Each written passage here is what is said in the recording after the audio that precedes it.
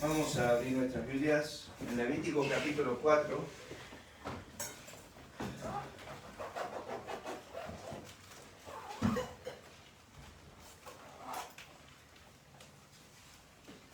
Levítico capítulo 4. Hoy quisiera cerrar los pensamientos sobre las ofrendas, particularmente que están mencionadas los primeros 5 capítulos. Quiero leer algunos versículos del capítulo 4, capítulo 5, capítulo 6 en realidad, porque se explica el capítulo 5 dentro de los primeros versículos del capítulo 6. Vamos a leer comenzando nuestra lectura en versículo 1. Vamos a hacer un breve repaso de lo que vimos la semana pasada. Dice: habló Jehová a Moisés, frase que aparece 37 veces en el libro de Levítico, diciendo: habla a los hijos de Israel y diles. Gracias, Lili. Cuando alguna persona pecare por yerro en alguno de los mandamientos de Jehová sobre cosas que no se han de hacer, e hiciere alguna de ellas. Estos son los famosos pecados de ignorancia. La Biblia menciona los pecados voluntarios, que cuando la Biblia menciona el pecado voluntario, quiero aclarar eso, la Biblia lo menciona en el contexto de conocimiento del Evangelio. Hebreos capítulo 10, si alguno pecare voluntariamente, después de haber recibido el conocimiento de la verdad, no queda más sacrificio por los pecados, sino una horrenda expectación de juicio. ¿Cuál es ese pecado?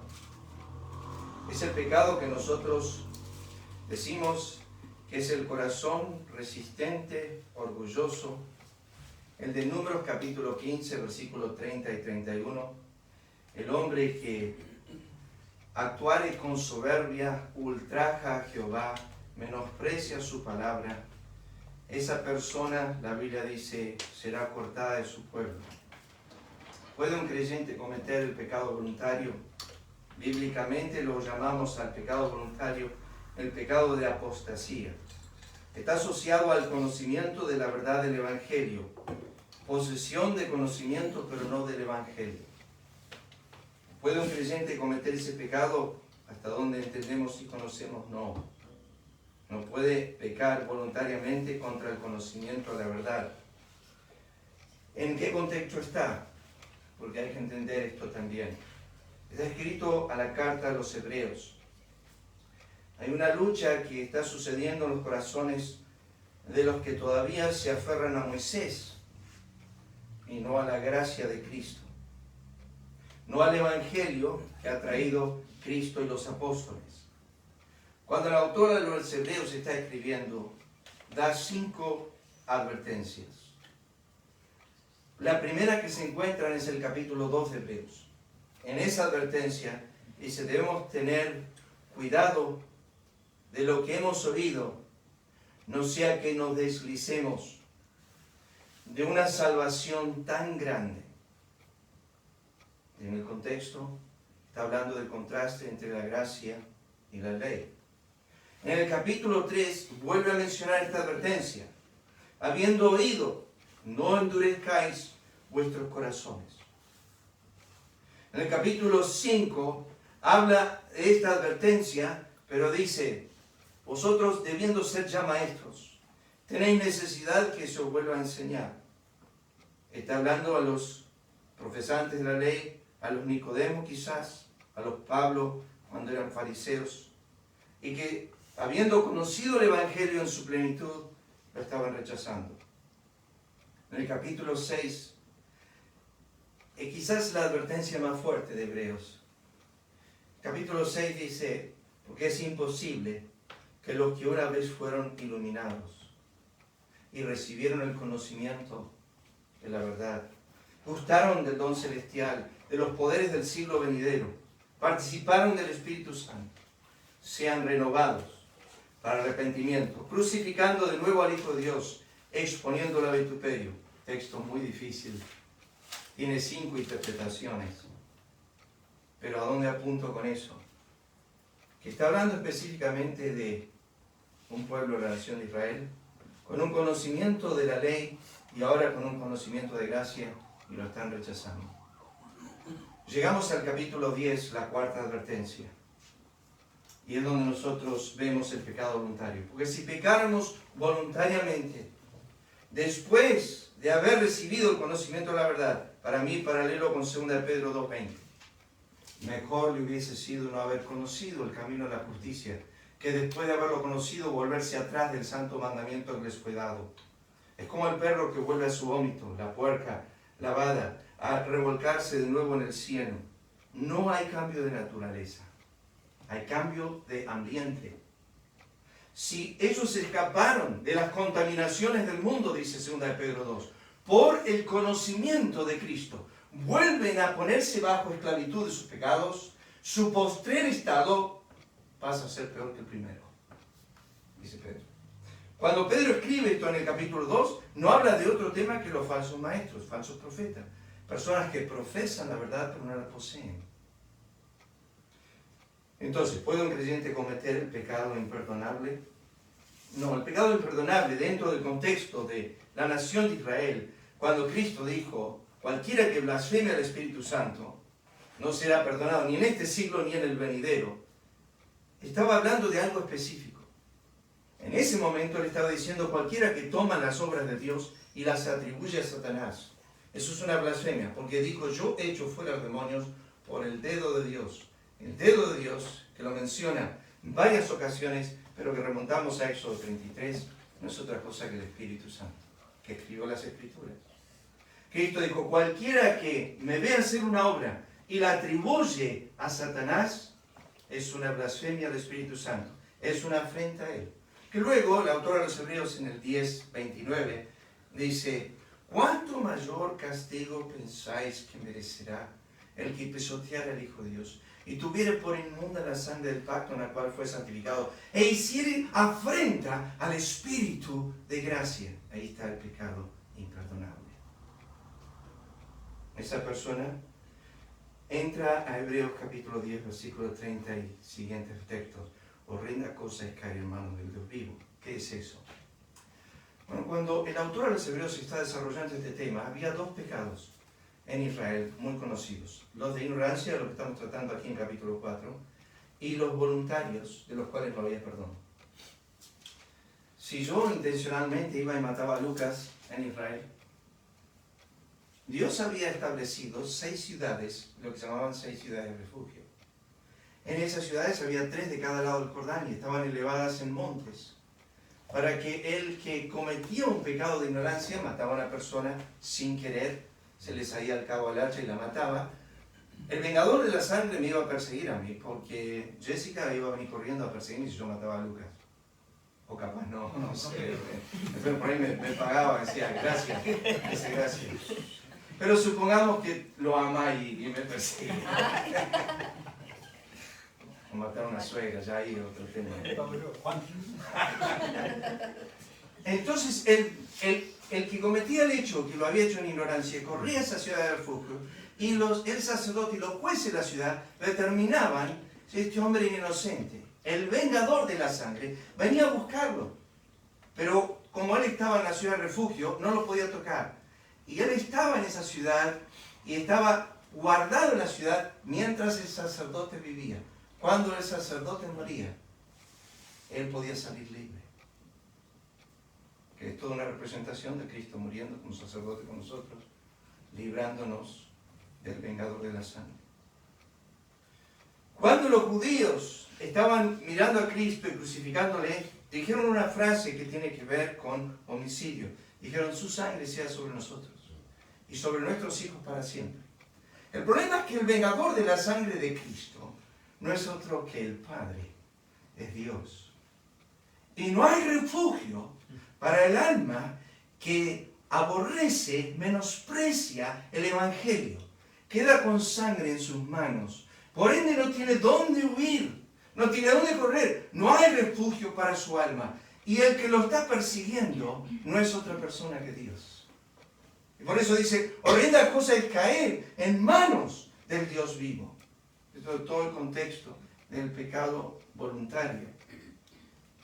Pero fíjense, capítulo 4, estos dos pecados estaban dentro de la nación de Israel muy conocidos. Y no olviden que no había perdón para ciertos pecados, pero no hablo de perdón eterno, perdón momentáneo. El adulterio, el homicidio, no eran perdonables. Se llevaban siempre a la muerte. Por eso es que cuando David comete el pecado, adulterio y homicidio, sabe que merecía morir. El profeta Natán viene y le dice, tu pecado ha sido remitido, no morirás. ¿Quién murió en su lugar? ¿Quién pagó su adulterio? ¿Quién pagó su homicidio? Su Señor, su Salvador. 4000 años más tarde, un poco menos, sobre el monte Gólgota, tuvo que pagar el adulterio y el homicidio de David. Fue castigado por ese pecado para que David pueda ser perdonado. Natán le dijo, el profeta Natán le dijo, no morirás. De cierto tu pecado ha sido remitido, no morirás. Pero ¿cómo fue remitido? En Romanos capítulo 3. Los pecados pasados, como que Dios los pasó por alto en su paciencia, pero que iban a ser tratados por Cristo. Iban a ser castigados en Cristo. Dios los pasa por alto, no castiga a los hombres por esos pecados, no castiga a los justos que caen en pecado sobre esos pecados. No ha hecho con nosotros, dice Salmo 103, conforme a nuestras iniquidades. Eso es lo que estamos observando. Pero sí trató a alguien conforme a mi iniquidad. Trató a Cristo conforme a tu iniquidad y la mía. Si estudian más el pasaje, hermanos, y solamente me adelanto un momento hacia el Nuevo Testamento, hacia el libro de Apocalipsis, el capítulo 5, y dice, vi a uno en pie como un cordero que estaba inmolado. Es la palabra más fuerte en el griego para hablar de la muerte más atroz. La palabra inmolar es la palabra morir violentamente. Cristo murió una muerte violenta en todos los ángulos, desde la parte física a la parte espiritual, en su espíritu, en su agonía, comenzando en Getsemaní, y luego en el Calvario. En el momento que leyó Lucas esta mañana, Eloí, Eloí, lama sabactani, Dios mío, ¿por qué me has desamparado? Ese no es la ofrenda del holocausto, del Levítico capítulo 1. Esa es la ofrenda del pecado, Levítico capítulo 4 y 5. Es la ofrenda de restauración. El Hijo de Dios tenía que restaurar todo lo que se perdió. Es la quinta ofrenda. Eso lo vemos preciosamente ilustrado en el libro de Filemón. Cuando Pablo le dice a Filemón, intercediendo por Onésimo, le dice, yo sé que Onésimo te dañó, y está en la cárcel conmigo, y llegó, lo engendré en mis prisiones, y él es un hermano ahora, y yo quiero que lo restaures, yo quiero que lo perdones, pero yo no quiero que lo recibas como un esclavo, como era antes, yo quiero que lo recibas como un hermano, pero en realidad lo quiero que lo recibas como a mí mismo, como un apóstol. Quiero que lo recibas como un apóstol. Y si en algo te dañó o te debe, que esa es la ofrenda de restitución, de recompensa. Dios dijo, no traigas solamente el animal, trae el daño que hiciste. Trae lo que causaste.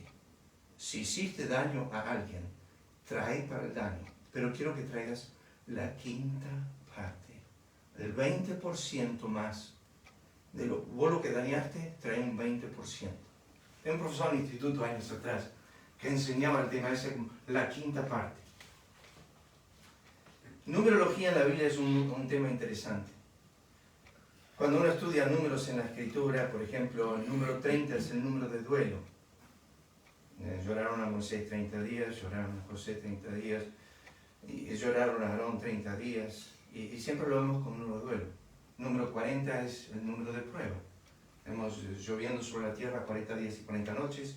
Jesús fue llevado al desierto 40 días y 40 noches. 40 días para ser tentado por el diablo. Moisés se fue al monte 40 días, 40 noches. Eso lo hizo en 3 ocasiones repetidas.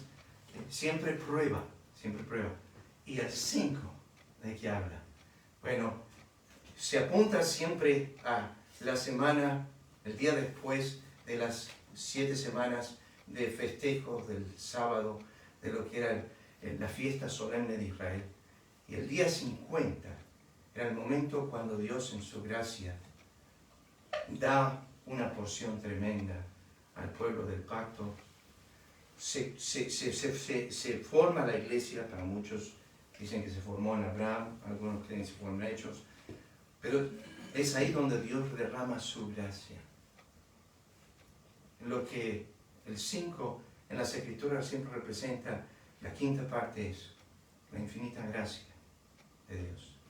Lo que está diciendo es, la deuda va a ser saldada por gracia. La deuda la saldará la gracia de Dios.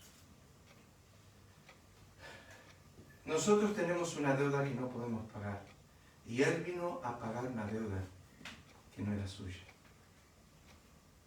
Él paga esta deuda por nosotros. Nosotros hemos robado a Dios de su honra, de su gloria, de su alabanza. Fuimos enemigos. Fuimos blasfemos, injuriosos, ingratos, desobedientes, impíos, desleales. La lista es larga. Esta semana descubrí un pastor que se dedicó a anotar, yo anoté 90 en el Nuevo Testamento, 90 pecados, cuando estaba en Ezeiza enseñando este tema, y se lo di a los hermanos, le dije, acá está la hoja, y le di los 90 pecados mencionados. ¿Saben que del corazón del hombre no procede ni una sola cosa buena? El Nuevo Testamento no menciona una sola cosa buena que procede del hombre. De Dios sí, en nosotros sí, pero no del hombre. Este pastor, esta semana le dio a su pueblo, a los hermanos de su iglesia, le dio la hoja con 800. 800 pecados que salen del corazón. Ya había notado, me creía un maestro. Antes que le dice, 800. Yo no, Mauro tendrá eso, yo no tengo tantos, pero bueno. 800 pecados que salen de nuestro corazón. Claro, la lista es larga, yo no hice ninguna de las listas del Antiguo Testamento, pero de todo procede nuestro corazón. Fíjense lo que dice el versículo 2. Habla a los hijos de Israel y diles, cuando alguna persona pecare por yerro, la palabra literal es por accidente, no intencional, la idea, eso lo hacemos, como yo dije la semana pasada, todos los días. Si Dios tuviese que apretar un botón con una sirena, como dice Salmo 130, si Jehová marcare los pecados, ¿quién quedaría en pie? Dios no lo hace. ¿Saben que 3 años antes de la negación de Pedro, Cristo ya sabía que lo iba a negar? Pero no se lo dijo hasta horas antes del momento de su caída. Eso es gracia. Lo podría haber escogido en algún momento de esa estúpida contención entre los discípulos cuando contendían quién de ellos sería el mayor. Cristo podría haber negado a Pedro. ¡Vos no! Porque vos me vas a negar. Pero no le dijo nada. Ni le mencionó eso. Porque es un Dios lleno de gracia. Y Él sabe lo que somos. Y sabe que toda promesa que hacemos la vamos a no cumplir. Y que a veces estamos en situación de enfermedad o muerte. Y le hacemos 20 millones de promesas a Dios. Y después salimos y no cumplimos una sola de ellas. Y a veces nos olvidamos aún de lo que dijimos. No tenemos las resoluciones que tenía ese famoso predicador en los años 1700, Jonathan Edwards. Pero sin embargo, Ricardo me mandó una esta semana. Vos estás dentro de esta, me dicen. Terrible resolución. Yo la leí y dije, ni a palo. Ni cerca. Eran pecados de ignorancia. Recuerden, los pecados por los cuales Cristo murió en la cruz eran pecados de ignorancia. ¿Recuerden eso? Cuando Pedro acusa a los hombres de que habían matado a Cristo, ¿negasteis al santo? ¿Se acuerdan eso? ¿Negasteis al autor de la vida? Y un montón de cosas que menciona, pero lo hicisteis en ignorancia. Pablo mismo dice, yo fui blasfemo, curioso, perseguidor, pero lo hice en ignorancia. Si hubiesen sabido quién era el Señor, dice Pablo a los Corintios, no lo hubiesen crucificado. Ignorancia. Padre, perdónalos, porque no saben lo que hacen. Ahora, yo sé que hay varias interpretaciones de eso. Algunos creen que pasa al libro de los Hechos, capítulo 3, que ahí vemos el fruto de esa oración, 3.000 almas convertidas se convierten al Señor en base a la oración de Cristo. Yo creo personalmente, algunos que lo creen, pero no todos lo creen, que Cristo estaba orando por 4 hombres. Los 4 que estaban repartiendo entre sí sus vestidos, echando suertes. Y cuando lo estaban haciendo, Cristo dijo, porque es la primera palabra de las 7 que él expresó en el Calvario, él dijo, Padre, perdónalos porque no saben lo que hacen. Y esos 4 soldados romanos lo vamos a ver en el cielo. Lo dice Mateo capítulo 27 al final, que el centurión y los que estaban con él dijeron, verdaderamente este era el Hijo de Dios. Eso fue después de su muerte. O sea, pusieron su fe en Cristo en ese momento. O sea que nosotros vamos a ver en el trono, delante del trono, en la gracia de Dios, los homicidas directos de Cristo. Eso es gracia. No estás en este lugar esta mañana por otro motivo que no sea gracia. El miércoles estamos hablando algo de este tema y en un momento Luis hizo una pregunta interesante sobre el tema, qué pasó, cómo se salvó Noé y toda su casa.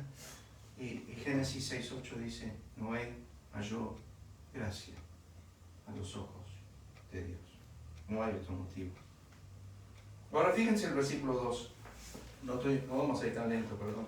Cuando alguna persona pecare por yerro en alguno de los mandamientos de Jehová sobre cosas que no se han de hacer e hiciera alguna de ellas. Pero estaba diciendo, si yo tocara el timbre, cada cosa que hacemos que no debemos hacer, lo que llamamos pecados de comisión, y después están los pecados de omisión, las cosas que sí debemos hacer y no las hacemos.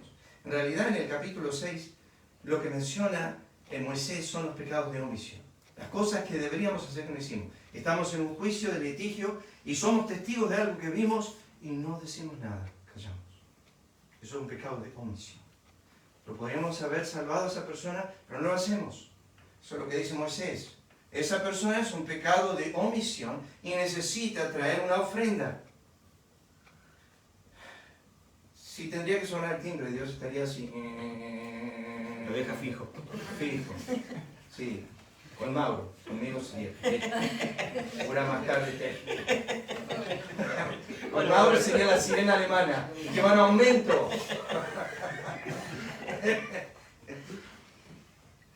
Versículo 3. Si el sacerdote ungido pecare, yo les dije, el primer responsable que Dios puso es el cabeza espiritual de la nación de Israel.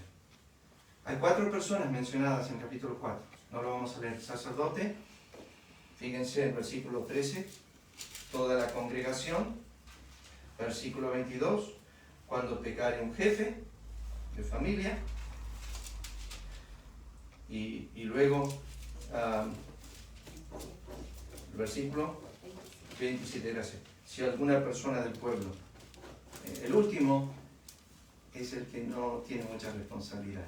Dios va dando orden de responsabilidad.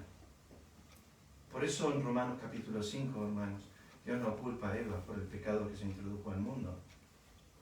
Dios dice, por el hombre entró un pecado, el pecado al mundo. No por la mujer, dice por el hombre. ¿Por qué? Porque Él es la cabeza representante de toda la generación humana. Y por eso es que Acán llevó a toda su casa a la muerte. Porque él era responsable. Y cuando él robó, puso en peligro toda su casa. Por eso Dios le dijo a David, lo que vos hiciste en secreto, yo haré que tus hijos lo hagan en público, delante de todos. Es horrible. Es horrible, hermano, porque yo he hecho muchas cosas en secreto. Y es casi como que me puedo burlar de Dios. Y Dios dice, primeramente quiero que sepas que Dios no puede ser burlado, porque todo lo que el hombre sembrar, eso también segará.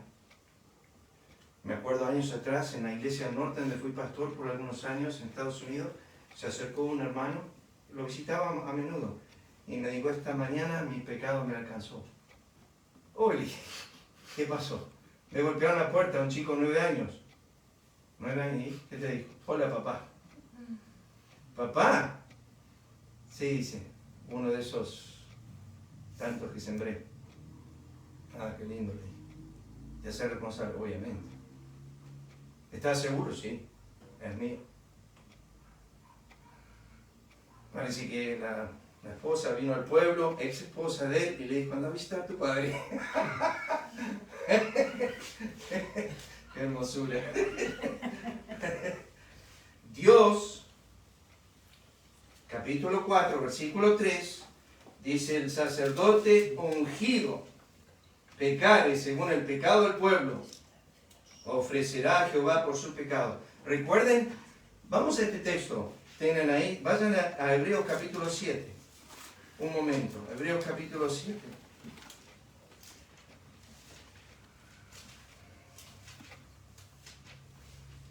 Hebreos 7, y el versículo es el versículo 27. Estas son las ordenanzas de lo que hacía el sacerdote. Dice, versículo 26, porque tal sumo sacerdote nos convenía, santo, inocente, sin mancha, apartado de los pecadores, hecho más sublime que los cielos. Hermanos, cuando entendemos la pureza y la perfección del que nos salvó, no olviden que Dios demandaba un sacrificio perfecto para el pecado del oferente. Recuerden esto, yo traía el animal y lo traía hasta el sacerdote no me examinaba a mí, examinaba al animal. Pero acá es donde quiero hacer una pausa, porque quiero marcarles las diferencias entre la ofrenda del holocausto y la ofrenda del pecado o la restauración. ¿Cuál es la diferencia? En la del holocausto, el oferente ponía sus manos sobre la cabeza del animal y era acepto delante de Dios. Era acepto su ofrenda para sí mismo. O sea que, en el holocausto, lo que alcanza Cristo es la aceptación de su pueblo. Es la identificación, escúcheme, es la participación de su justicia. Es la imputación de la justicia de Cristo sobre mí, que me hace tan igual como Él, que como el himnario que escribió el puritano. No puedo ser más amado de lo que soy amado, porque en Cristo soy tan amado como Él. No puedo estar tan cerca, más cerca de Dios no puedo estar, porque en Cristo estoy tan cerca como Él. No puedo ser tan justo, porque en Cristo soy tan justo como Él. ¿Sí entiendes? Eso es la ofrenda del holocausto. En la ofrenda del holocausto, Cristo estaba preocupado, por así decir, por los afectos de Dios. Cristo estaba ocupándose en su celo por la gloria de Dios. Y estaba ocupado en los afectos de Dios. Por eso el holocausto tenía que ver con Cristo y Dios, nadie más. Pero en ese cumplimiento de su muerte, me afectó a mí, me dio la bendición, invirtió la copa de maldición, de ira, y dijo, tetelestai, dijo, consumado es, no quedó una gota para ti. Toda la bebí yo. Tú no bebes nada de esto. Fue mía, totalmente. El predicador inglés Alexander McLaren dijo, Cristo invirtió la copa de maldición. Y no había gota para mí, la había bebido toda. Nosotros bebemos de la copa de bendición. Pero cuando llegamos a la ofrenda del pecado, es diferente a la del holocausto. En la ofrenda del holocausto, Él estaba preocupado por los afectos de Dios. En la ofrenda del pecado, está preocupado por la miseria del hombre. ¿Cuál es la miseria? Pecado. Entonces, en la ofrenda del holocausto, Dios me imputa la justicia de Cristo. En la ofrenda del pecado, Dios toma mi pecado y se lo imputa a Cristo. Dios en el holocausto me bendice con el cielo. Dios en la ofrenda del pecado lo maldice a Cristo con el infierno. Esa es la diferencia. Y es interesante porque hay una diferencia en las ofrendas, cómo se ofrecen. Pero antes que nada, fíjense el versículo 27 de capítulo 7. Dice, no tenía necesidad, hablando de Cristo, cada día de como aquellos sumos sacerdotes, de ofrecer primero sacrificios por sus pecados, propios pecados, perdón, y luego por los del pueblo. Porque esto lo hizo una vez para siempre, ofreciéndose a sí mismo. No voy a poder expresar. Washer tiene quizás el mejor sermón de 2 Corintios 5:21 sobre esto. Hermanos, yo no voy a poder entender qué sintió Cristo cuando fue hecho lo que nunca fue en la eternidad pasada, ni lo será en la eternidad futura. Lo que yo voy a sentir eternamente de haber sido hecho justo, Él sintió lo contrario de haber sido hecho pecado. Por un momento. Alguien me preguntó el otro día si Cristo fue al infierno a pagar nuestros pecados. La Biblia en ningún lado dice eso.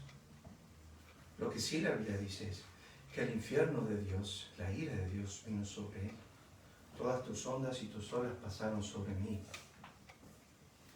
Él en ese momento en la cruz estaba siendo castigado por nuestra paz. Literalmente. Él soportó un infierno que nosotros no vamos a entender. Hay tanto escrito del tetelestai, del consumado es, de lo que Cristo soportó. Spurgeon dice, el único que podía pagar los fuegos del infierno en relación a mí fue Cristo en la cruz.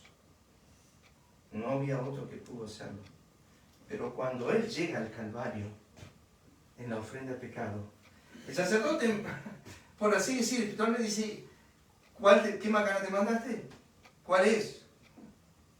No yo. Ustedes. No por mí. Por ellos. Todo lo que yo voy a padecer es por otro. Pertenece a otro. Es como el padre que siempre corregía al hijo. No consigue nunca nada. Y estaba afuera peleando y lo llamó para adentro. Y le dijo, vete un segundo. Lo trajo para la pieza. Como siempre, se sacó el cinto. Listo para pegarle. Pero esta vez el padre se saca la camisa. Y le da el cinto al hijo. Y le dice, me cansé de pegarte. Pegame vos a mí. Y se arrodilla en la cama y se expone la espalda. Y le dice, hijo, pegame. El hijo largó de llorar. Dijo, no, papá, si vos no pecaste. Está bien, pero quiero tomar tu culpa. Pégame a mí. No, dice, papá, no. Dice, quiero que me pegues. Porque quiero sentir cuánto duele el pecado. Ahora, toma ese látigo, ese cinto, y lánzalo sobre mi espalda. El hijo levantó el cinto y lanzó y le pegó la primera vez y vio la marca que dejó en su espalda. Y se cayó de rodillas. No lo puedo hacer. Ahí comenzó a ver cuán odioso es el pecado. En el holocausto se ve la hermosura, la belleza de la gloria de Dios. En la ofrenda del pecado se ve la odiosidad de mi pecado y el tuyo. Que Cristo tuvo que morir para que se solucione el problema. El problema es que el látigo no lo tenías tú en tu mano, tenías su padre. Y como dijo John Flavel años atrás, cuando tuvieron esa conversación, supuesta en el cielo, donde el hijo dijo, yo voy a pagar por ellos, padre. El padre dijo, hijo, no creo que entiendes. Si vas a pagar por ellos, tienes que pagar hasta el último cuadrante. Y no voy a dejar ninguna boleta sin pagar. Y vas a tener que pagar y saldar todas las cuentas de ellos. Y Cristo dijo, sí, padre. Y no me perdones por nada. Hazme sufrir como si fueran ellos. Golpéame como si fueran ellos. Castígame a mí como los castigarías a ellos. Eso, ¿qué pasaje es, clase? ¿Se acuerdan? ¿Qué versículo dice eso? Romanos 8, ¿cuánto? 32. ¿Qué dice? El que no escatimó a su propio hijo. ¿Saben cuál es esa palabra griega? El que no perdonó a su propio Hijo. No, perdón. Entonces, vuelvan ahí de vuelta al Levítico capítulo 4, pero quiero que notemos esto. En este sacrificio se reparte la ofrenda en 3 diferentes formas. Levítico capítulo 4. Noten esto, ya se me fue la hora. Hablamos primero del pecado de yerro, pero yo lo he dicho esto otras veces, pero necesito decirlo. Está en el Levítico, vayan al capítulo 6, miren esto un momento, Levítico capítulo 6. Esto se menciona tantas veces en la Biblia. Esto lo enseñé hace unos meses atrás, cuando estaba enseñando en Chivicoy, sobre el Salmo 51. Fíjense lo que dice el versículo 1. Habló Jehová a Moisés diciendo: cuando una persona pecare e hiciere prevaricación, noten las siguientes 2 palabras. ¿Qué dice? Contra Jehová. Y negare a su prójimo. Asocia el pecado a Jehová ¿con qué? Con el pecado ¿a quién? A mi prójimo. O sea, lo vertical está asociado ¿a qué? Lo horizontal, siempre. ¿Qué significa eso? Que cada vez que tú pecas acá, estás pecando acá. Siempre. El hijo pródigo le pidió la herencia que el padre tenía para ellos dos, y él se la llevó antes, y fue y la gastó toda. Y volvía, y venía pensando, diciendo: ¿qué voy a decir? Padre, he pecado contra el cielo, vertical, y contra la tierra, horizontal. Un verdadero arrepentimiento de corazón es siempre vertical y horizontal. Este daño acá es siempre medido por este daño acá.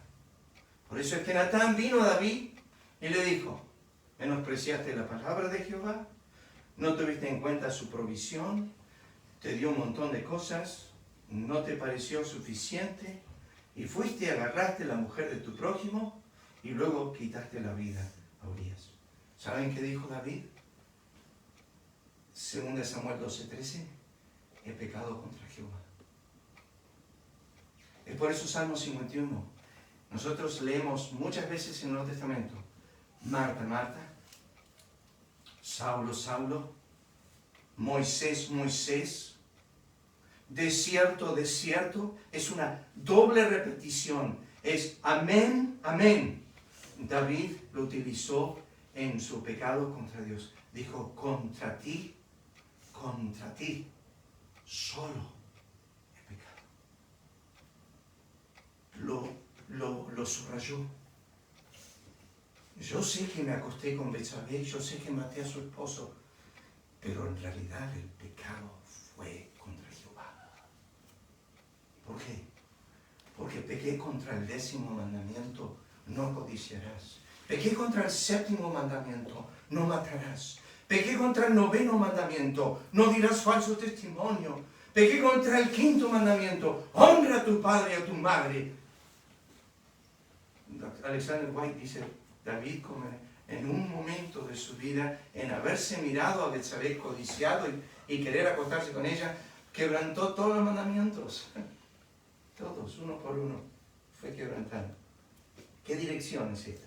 Hermano, no solamente el pecado tiene una intención involuntaria, pero tiene 2 direcciones siempre. Siempre sostiene la misma dirección. Una es contra Jehová, otra es contra los hombres. Pero escuchen bien, en el contra Jehová siempre se peca delante de Jehová. Es horrible eso. Eso es horrible. Contra ti solo he pecado. He hecho lo malo delante de tus ojos. Cuando me acosté en mi cámara con Betsabé, estabas tú allí. Eso es lo que dijo David. Estabas tú allí. No puedes acostarte con la mujer de tu prójimo y decir: nadie lo vio. Lo hice, me zafé, nos alquilamos un hotel y zafamos. Nadie lo vio. La Biblia dice que todo pecado que hacemos, lo hacemos delante de Jehová. Y si Él nos dejara verlo, saltaríamos de la cama. Huiríamos de eso, porque no creemos que Él está presente con sus ojos en todo lugar, en todo tiempo. está mirando cada acción nuestra continuamente. Pecamos no solo contra Él, sino delante de Él, siempre. La Biblia lo repite una vez, pero los 3 casos de adulterio ustedes saben. El de David delante de Jehová. El preventivo, cuando a José se le ofrece una mujer y le dice, vení, tenés sexo conmigo. Y José dice, no. ¿Cómo voy a hacer este gran mal? Dijo, no pecar contra tu casa, ni contra tu esposo, ni tu marido, no, y pecar contra Dios. Me está mirando. No puedo hacer esto y pecar contra Dios. Es imposible que yo vaya y me acueste con vos y salga limpio de manos, porque el primer ser que ofendo es a Dios. Es contra Él. Y después Abimelech se estaba queriendo acostar con la esposa de Abraham, y Dios se acerca a él de noche y en sueño y le dice, eres un hombre muerto si la tocas. Pregunta hago clase, ¿por qué Dios no frenó a David de todo lo que hizo? Yo le voy a decir por qué yo creo que muchas veces Dios no nos frena. Porque, como hizo con el rey Ezequías, dejé que vengan para mostrarte lo que hay en tu corazón. Hay muchas veces que Dios no nos frena nuestras codicias y nuestros adulterios, nuestras fornicaciones, nuestras perversidades, nuestros homicidios, porque te llevé al desierto, dice, para mostrarte lo que hay en tu corazón. Es terrible, no hay tiempo. Miren, por favor, hermanos, miren ahí en Levítico capítulo 4, versículos 6 al 7, y voy terminando. Mojará el sacerdote su dedo en la sangre. Esto no pasa en ninguna otra ofrenda. Por eso es necesario ver el animal se reparte en 3 partes. En el holocausto se quema todo a Jehová. En la ofrenda del pecado se reparte en 3 partes. Primero la sangre se aplica en 3 lugares diferentes. Fíjense, versículo 6. Mojará el sacerdote su dedo en la sangre y rociará aquella sangre 7 veces delante de Jehová hacia el velo del santuario. ¿Por qué sangre al velo? ¿Pecó el velo? ¿Qué era el velo? El velo en el lugar santísimo, estaba separando el lugar santo del lugar santísimo. El sacerdote solamente entraba una vez al año al lugar santísimo. Lo que separaba el lugar santo, donde ministraba todos los días y comía del pan y encendía las lámparas y mantenía el incienso del altar de incienso ardiendo, ahí se mantenía todos los días continuamente, pero no se atrevía a pasar ese velo, porque el velo separaba a Dios de él. Y el velo tenía impregnado algunas imágenes. ¿Recuerdan qué eran? Querubines. El querubín era el que protegía la santidad de Jehová. Y Dios había dicho que se debía impregnar esas imágenes, porque representaban que ellos separaban a Dios del hombre. Y el hombre no podía entrar porque Dios es santo y Él no es santo.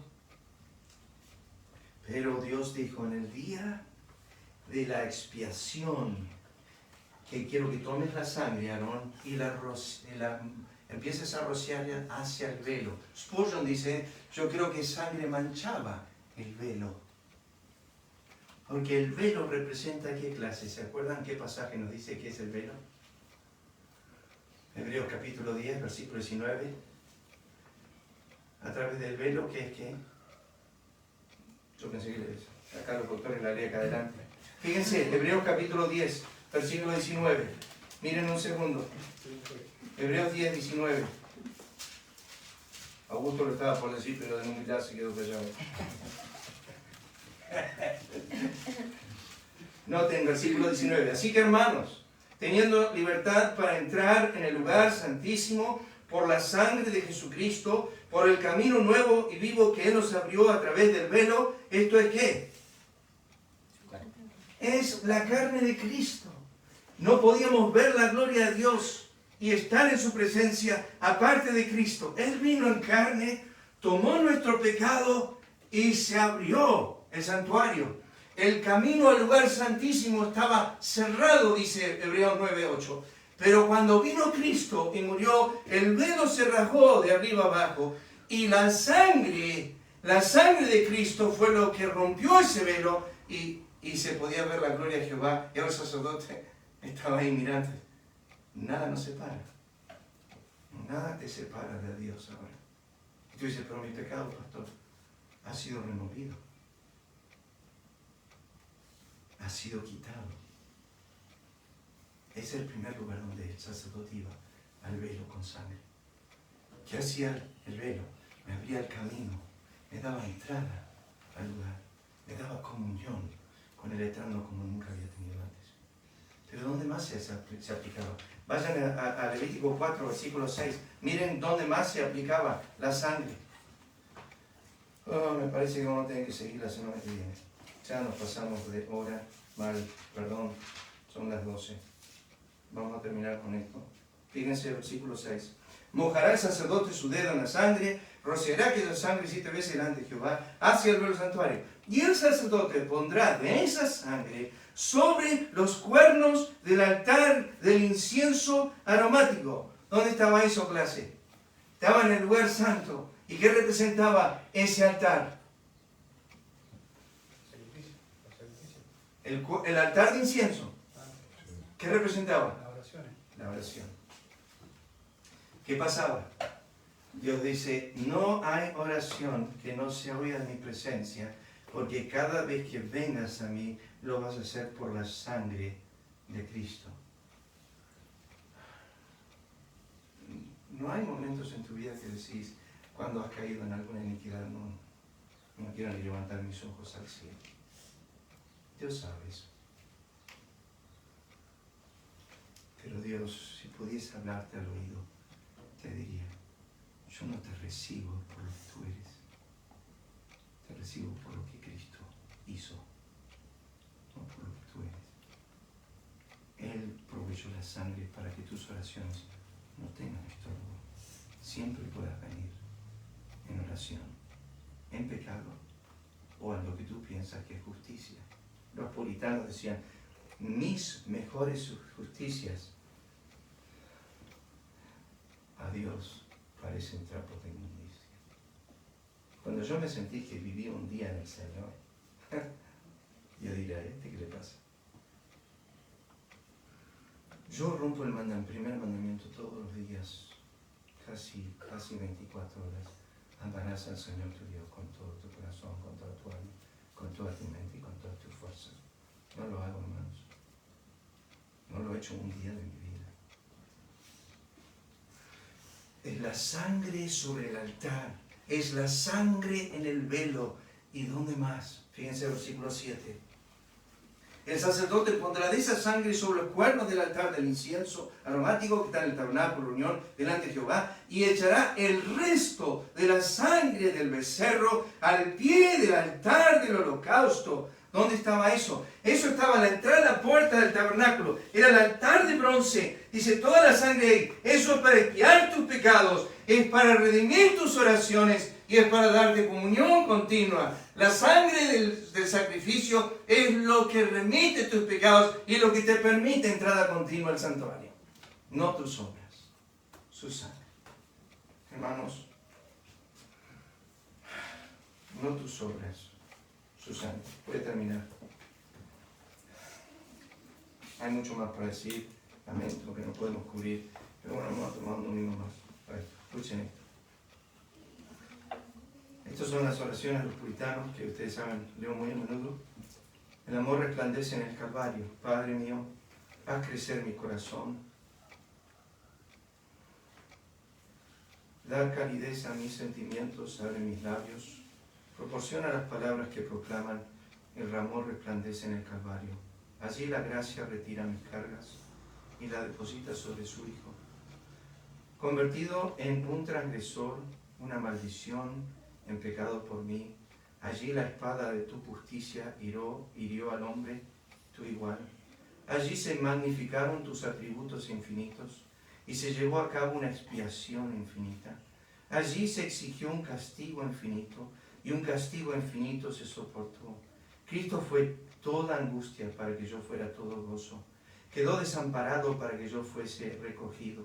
Fue pisoteado como enemigo para que yo fuera recibido como amigo. Fue entregado al peor infierno para que yo pudiera obtener el mejor de los cielos.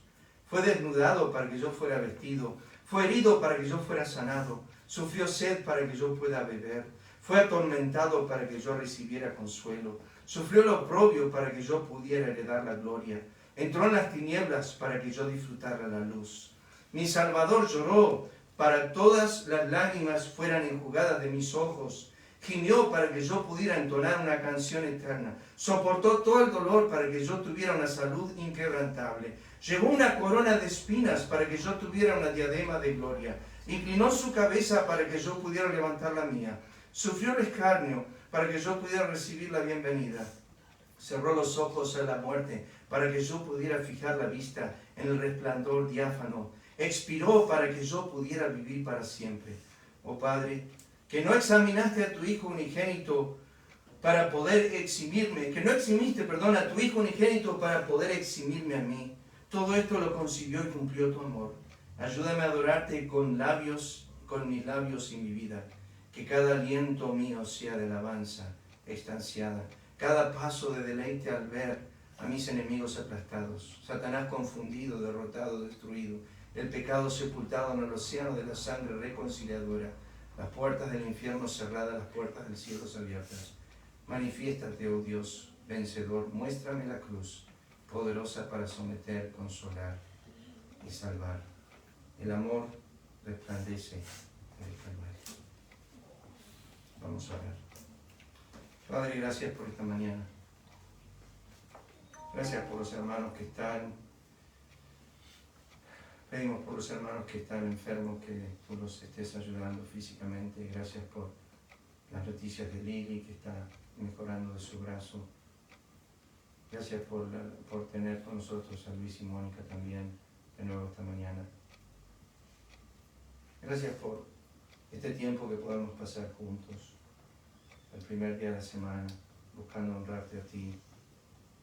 Enseña nuestros corazones.